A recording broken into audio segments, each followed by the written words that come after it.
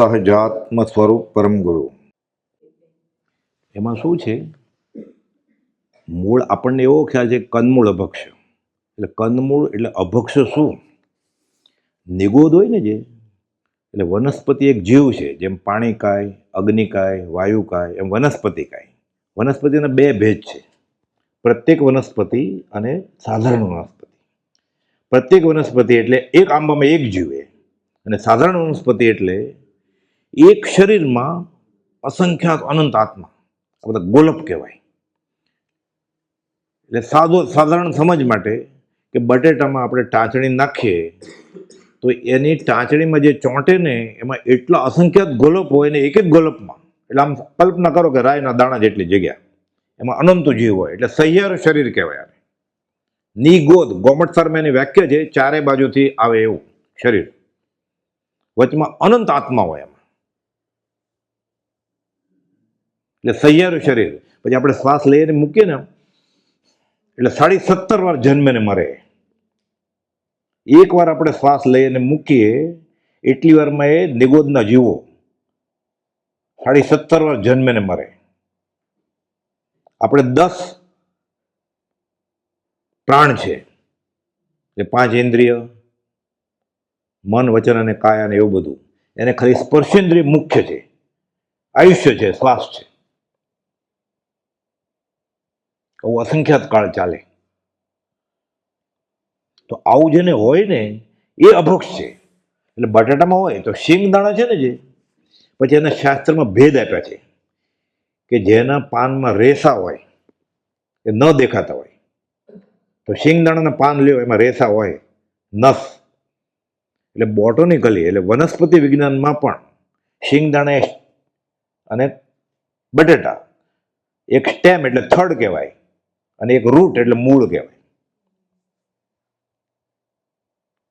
કે જેને સાયન્સમાં ગ્રેજ્યુએટ થયા હોય કે ભણ્યા હોય એને આ બધું ભણવામાં આવે. પણ સમજવા માટે શાસ્ત્રમાં નિયમ છે બધા, કે રેસા દેખાય પછી નોડ કહેવાય. એટલે શેરડીમાં કેમ નોડ, ગાંઠ. તો જેમાં ગાંઠ ન હોય એ અનંતકાય હોય. બટેટા, કાંદા, લસણ ગાંઠ હોય, તો શિંગદાણામાં ગાંઠ હોય. પછી જેનો કટકો લ્યો તમે અને જમીનમાં નાખો તો ઉગે. શિંગદાણાનો કટકો નાખો તો ઉગે? જમીનમાં ન ઉગે, શીંગ વાવવી પડે. તો બટેટાનો કટકો નાખો, કાંદાનો કટકો નાખો, લસણનો ટુકડો નાખો તો ઉગે. એટલે અનંતકાય છે કે નહીં, એનો કોઈ પણ ટુકડો નાખો ઉગે, અનંતકાય હોય. એટલે આખું વિતરક વિજ્ઞાન છે. એટલે સામાન્ય એવો ખ્યાલ છે ને, સામાન્ય તો એવું હોય કે જમીન નીચે ઉગે એ બધા કંદમૂળ કહેવાય, પણ એ વ્યાખ્યા નથી મૂળ આગમમાં. અનંતકાય જે હોય એ અભક્ષ છે. એટલે બટેટા, કાંદા, લસણ, સુરણ, ગાજર, બીટ. પછી કહે ને મને ડોક્ટરે કીધું છે કોલેસ્ટ્રોલ બહુ છે, લસણ ખાઓ. પણ દવા તો લેતો જ હોય, સાથે લસણ એ લે, કોકે કીધું એટલે. પછી કાશ્મીરનું એક પળ્યું મગાવે ઘણા. શ્રદ્ધા એ કોઈમાં નથી, ડોક્ટરમાં નથી અને આમાંય નથી. એ ખરેખર શ્રદ્ધા હોય ને તો એને અશત વેદની બંધાય જ નહીં, એટલે એને હાર્ટ એટેક આવે જ નહીં. તોય આવે તો વેદની હોય તો આખો અલગ વિષય છે, પણ આ તો વ્યવહારે વાત કરું છું તમને. એટલે શિંગ એ આનંદકાય નથી, બટેટા આનંદકાય છે. બોલો, છૂટા પડીએ. સહજાત્મ સ્વરૂપ પરમ ગુરુ. સહજાત્મ સ્વરૂપ પરમ ગુરુ. બટેટા, કાંદા વગેરે કંદ ખાવાની ના અને શિંગદાણા ખાવાની હા, એ કેમ? સોયની અણી આ કંદમાં નાખીએ અને જેટલા જીવો તે સોયની અણી પર રહે તે જો દરેક જીવ માત્ર કબૂતર જેવડો થાય તો આ બ્રહ્માંડમાં જીવો સમાય નહીં.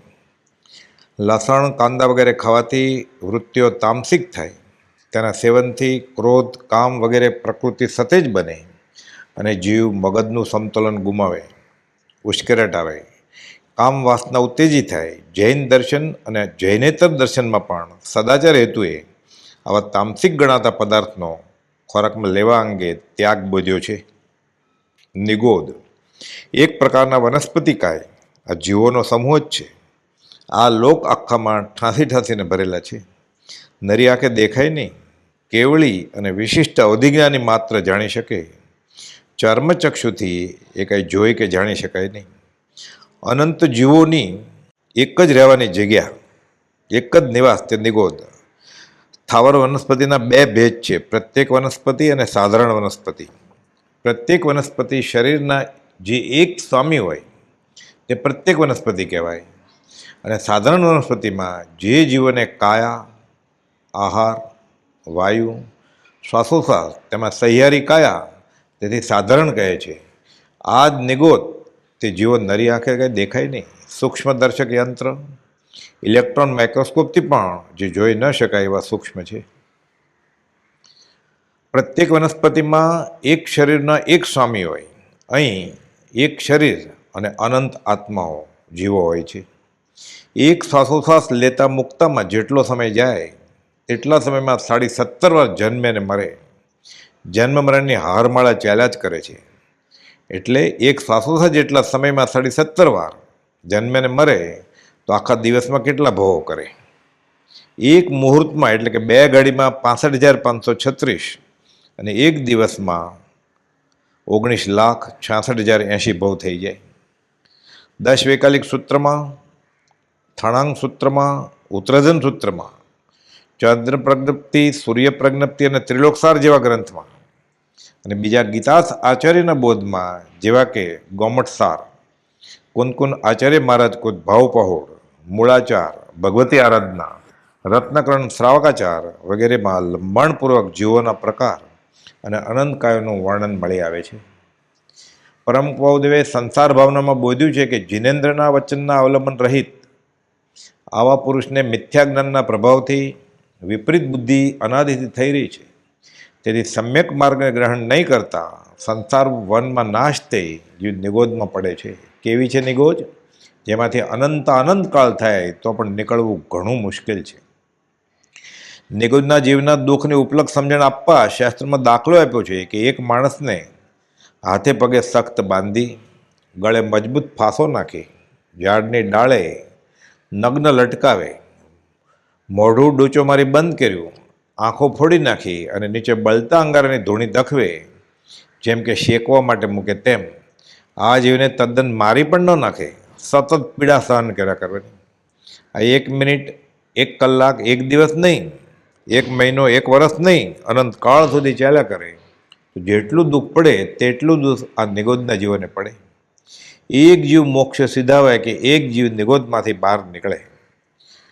મૂળ હોય કે ન હોય, જમીન ઉપર ઉગે કે અંદર, સાધારણ વનસ્પતિ કાયના ખાસ લક્ષણ ઓળખવાની નિશાનીઓ છે, અને તે નિશાનીઓ હોય તો તે અભક્ષ ઠરે છે. ગૂઢ શિરમ, જ્યાં પાંદડામાં જેની શિરાઓ છુપી હોય દેખાય નહીં તે. ગૂઢ સંધિ, જે વનસ્પતિમાં સાંધા ન દેખાય તે. ગૂઢ પર્વ, જેમાં ગાંઠ કે નોડ છુપા હોય તે. સમભંગ, જેને તોડતા 2 સરખા ભાગ થાય તે. અહિરંગ, જેમાં રેસા એટલે કે તાંતણા કે ફાઈબર ન જણાય તે. અને છીણરૂહમ, જેનો ટુકડો જમીનમાં ઉગાડવામાં આવે તો પણ ઉગી નીકળે. ટૂંકમાં છુપી રહેલી નસો, છુપા રહેલા સાંધા અને ગાંઠો ભાંગતા 1 સરખા ભાગ થાય તેવું. દાખલા તરીકે મૂળો કે ગાજર, એને 1 સરખા 2 ભાગ થાય, પણ દૂધી કે ભીંડો કાપવા જાય તો 1 સરખા 2 ભાગ થાય નહીં. તાંતણા વગરના અને કાપ્યા છતાં ફરીથી ઉગનારું આ સાધારણ વનસ્પતિ કાય શરીર છે. આ બધા લક્ષણો સાધારણ વનસ્પતિના છે. આમાંના બધા અમુક કે એકથી વધારે ગમે તેટલા લક્ષણો હોય, ફક્ત એક જ લક્ષણ હોય તો પણ તે અનંતકાય કહેવાય છે અને અભક્ષ ઠરે છે. આધુનિક વિજ્ઞાનથી તો બટેટા કે લસણ કે કાંદા પણ જમીન ઉપર પકવાય, અને આ બટેટા અને કાંદા વગેરે વનસ્પતિ તો પણ તે અનંતકાય જ ઠરે છે. જમીન નીચે થનાર શિંગદાણામાં આ 6માંથી એક પણ પ્રકાર સંભવે નહીં, અને તેથી તે સાધારણ નહીં પણ પ્રત્યેક વનસ્પતિ છે. વનસ્પતિ શાસ્ત્ર એટલે કે બોટનીમાં આ શિંગદાણા એક કંદ નહીં, થડ કે સ્ટેમ છે. વચનામૃત 5ના 91 ને 92માં બોલમાં બોધ્યું તે મુજબ વીરના વચનમાં સંશય કરશો નહીં. અત્યારની ભૂમિકામાં ન સમજાય તો કેવળી ગમ્ય એમ ચિંતવજો, એટલે શ્રદ્ધા ફરશે નહીં. સહજાત્મ સ્વરૂપ પરમ ગુરુ.